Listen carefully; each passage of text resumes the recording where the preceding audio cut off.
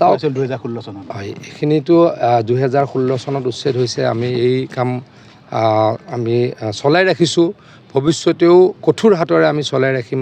আকৌ কৈছোঁ, শংকৰদেৱৰ জন্মস্থান, শংকৰদেৱৰ য'ত মূল ভেটি আছে, তাত যদি অচিনাক্তি ব্যক্তিয়ে, সন্দেহজনক ব্যক্তিয়ে আহি দখল কৰে, ইয়াক কোনোপধ্যে হিমন্ত বিশ্ব শৰ্মা ডাঙৰীয়াই বা হিমন্ত বিশ্ব শৰ্মা ডাঙৰীয়াই চৰকাৰে মানি নলয় আৰু মানি লোৱা নহ'ব।